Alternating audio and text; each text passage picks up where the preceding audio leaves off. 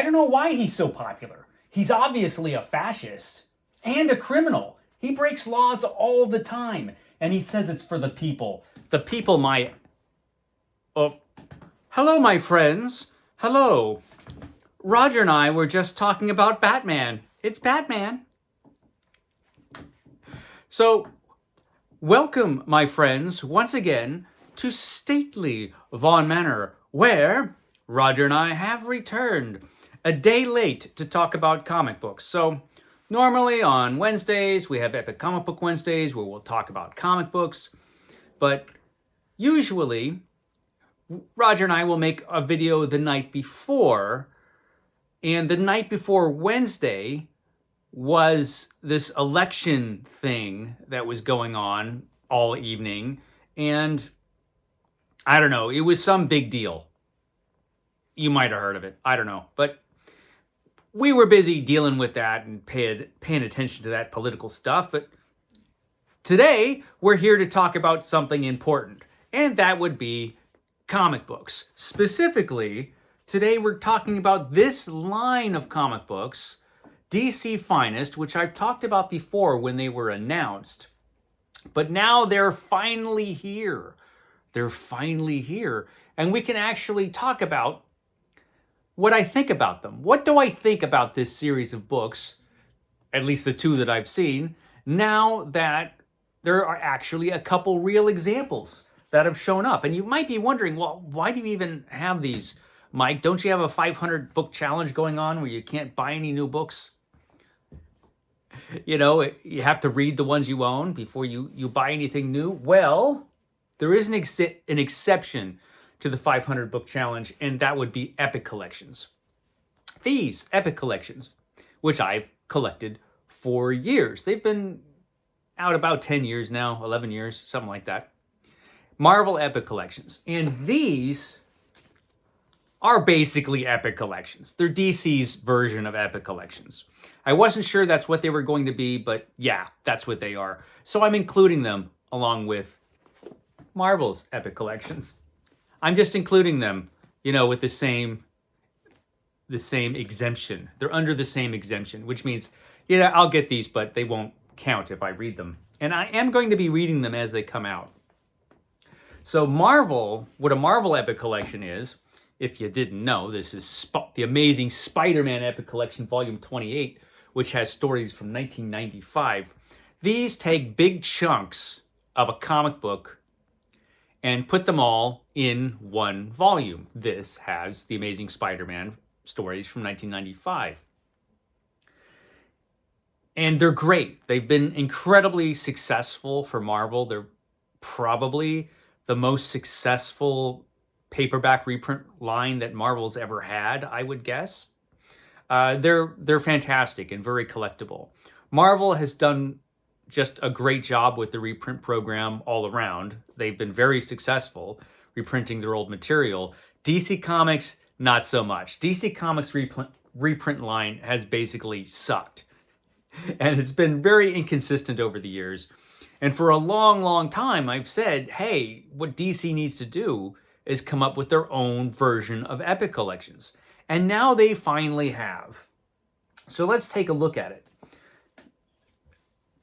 I've got, like I said, a couple examples here. These are the first two of DC Finest that have arrived, and they collect big chunks of a comic book. In this case, it's a little different than Marvel in that, like this comic book, the Batman series of DC Finest, it collects everything related to the character, so it's character-based. Whereas this, in the Epic Collections, are based on a specific title. In this case, The Amazing Spider-Man. This does have other Spider-Man comics, but that's because they all connect to the Amazing Spider-Man story. If they didn't, those would have been left out, and only the Amazing Spider-Man issues would be in here. But DC's doing it a little bit differently. There are a few differences between what DC is doing with these and what Marvel is doing with Epics. Minor differences, and that is one of them, that they are character driven in that this has both Detective Comics It has Batman. If any other Batman comics had come out the years that this collection covers, those would have been included as well, which is a good idea, I think. That's a good idea. Just collect everything that has anything to do with the character. So yeah, that's what DC is doing. Another thing that's a little bit different is that these are a little bit larger on average as far as page count. Marvel Epic Collections tend to run from 300 to about 500 pages long, somewhere in that neighborhood. These seem to average a bit more as far as the page count is concerned. They seem to run from around 500 to 600 pages. Sometimes a little bit less, sometimes a little bit more. This is 630 pages or something like that. This is a big collection, the Batman one.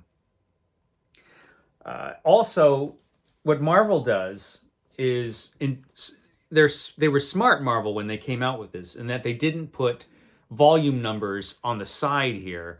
They do have a volume number on the back, and they have the years that it covers. But DC is not doing that at all, which is wise. Volume numbers are not great with this kind of collection because, you know, it leads people to like, well, I'm not going to get volume 4 if I can't get volume 1, 2, or 3. You know, that kind of thing. What they're doing here is they're just putting the years down. And you'll find that here on the spine. So this is 1986 to 1987. And I think that's smart. That's a smart move. Much like the Epic Collections, these are not being published in chronological order. Like these stories from 86 and 87. The Superman starts in the beginning from 1938 to 1940. But the next Superman volume, which I think they're printing and coming out with in the summer, I think, that one I think is from the 1970s. I can't remember exactly when it comes out, but I think it's material from the 70s, if I'm remembering right. So they're going to be jumping around quite a bit in a character's history, which is smart because there's just so much of it, and you don't want to be stuck in like the Golden Age or the Silver Age forever. So they're taking that right from the Epic Collections, where they took the idea for these books. Thank goodness. DC Comics is going all in on these. There's a pretty large number of titles that have been announced, and they all look great. This, I think, is a great idea. I'm very excited about it. I'm happy they're finally doing this. I'm hoping it's successful so that they will continue with this series. I mean, I can't imagine we'll ever get like a whole set of these. I will be like 80 or 90 by the time they actually do that. But, you know, they're doing what they need to do as far as reprinting older material. I think that's great. We're getting a bunch of interesting titles coming up. Every month, it looks like we're going to have new DC Finest volumes. So that's great. And what do I think of these particular volumes? Well, I'll tell you, this is Superman, my favorite superhero. And the title of this is Superman, the first superhero.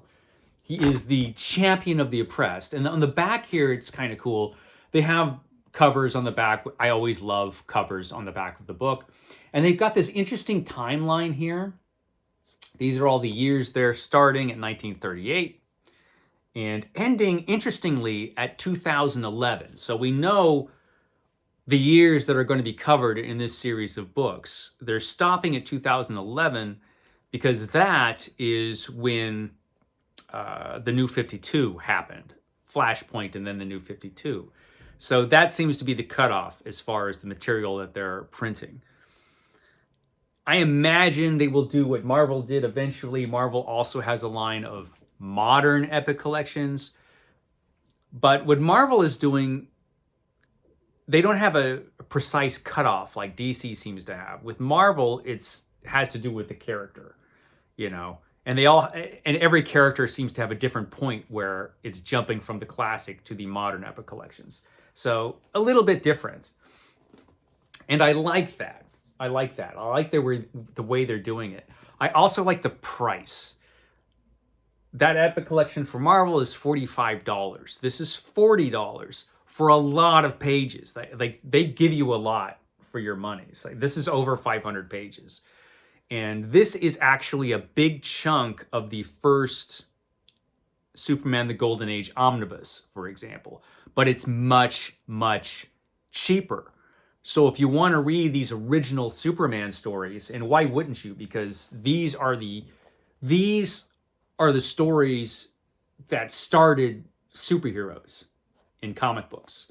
So yeah, you're going to want to read these stories if you've never read them before, or even if you have, because the printing is very nice. They did a great job on it.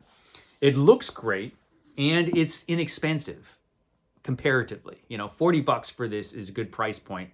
And it seems like every volume is $40. So that's pretty cool. So I'm pretty happy with the Superman one. Like I said, the next one I think is going to be in the 70s somewhere. I'm not exactly sure what's collected in that volume. I guess we'll wait and see. But there's all kinds of stuff coming out. We're getting a Superboy volume. We're getting a Supergirl volume. We're getting a Superman Family volume.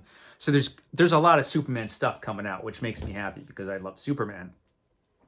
But I was particularly interested in this one. So this is Batman Year 1 and 2. Those two stories have never been collected together before. It takes place with stories from 1986 to 1987. And this contains the stories that came out right after Crisis on Infinite Earths, when I started to read Superman, was right at that time. And I also started to read Batman. I liked Superman better because I just like Superman as a character better than any other superhero character. But some of the Batman comics were really good around that time. But they did it a little bit differently. Sorry about that. I got a phone call. So anyway, where was I? Oh yeah, with Superman, we're a professional operation over here. So with Superman, they started with a new #1 issue. Brand new #1 issue of Superman with John Byrne writing and drawing the comic. They didn't do that with Batman. No new #1 issue with Batman. And the first issue was 401 of Batman that come out after Crisis. And that's this issue here, which is also a crossover with Legends, which was a not as good miniseries that came out after Crisis. And this is a crossover with Legends, although it's kind of a minor crossover. You don't really need to know or read anything about Legends to enjoy the story. So this is an issue of Batman, but we're also going to have issues of Detective Comics that are mixed in here as well. So you have some Batman issues and you have some Detective Comics issues. And they're all, like, this is the Detective Comics issue, and they're all mixed in together because they all came out at the same time. So a lot of people who like Batman have already read Year 1 and Year 2. Well, more people have read Year 1 than Year 2. But this gives you an opportunity to read it in with all the other Batman comic books that were coming out at the time. So you get an idea of everything else that was published at the time. Like, this has the entire run, I think, of Alan Davis's time on Detective Comics. It has the whole run of Alan Davis's Detective Comics stories, which were really, really good stories. Detective Comics was a lot better than Batman was at the time. The Batman main title was okay. It was okay. It was okay. It wasn't nearly as good as the Detective Comics issues. And of course, those were absolutely blown away by Batman Year 1, which is in here. Probably the best Batman story I've read. I can't think of another Batman story in comic books that I thought was better than Batman Year 1. That is just a remarkable story. It's great. There were things about The Dark Knight Returns which I didn't like so much, mostly how Superman was presented. But Batman Year 1 is great, start to finish. It's just a magnificent 4-part story. And it's interesting to see it mixed up with the other Batman stories in here, because you have very early Bronze Age feeling Batman in here. And then you have that story, Batman Year One, which is just, it changed everything. It took a while to change everything, though. Because right after that story was published, you have some Batman stories which are just like, they're just okay. They really paled in comparison to Year One. And it was an interesting time for Batman. And you get a real sense of that here in this volume. You get a sense of 1986 and 1987 on the Batman title, which is one of the really interesting things about this set of books, the DC Finest. And yeah, that's cool. So it's a cool book. I'm really happy with it. I recommend it. So far, I recommend this series. One thing that what these don't have, that the Epic collections do have, is that they don't have extra material in the back, which Epic collections pretty much always have something. They always have something at the back. Whether it's just extra covers, or original, scans of the original artwork. Epic collections usually have extras, and it doesn't look like these are going to have that. This one just has advertisements for other DC Finest volumes, which are coming out, which look like they're going to be great. So, yeah, so far, thumbs up for these. Thumbs up, right, Rod? Roger doesn't have any thumbs. Okay, guys, I will catch you next time.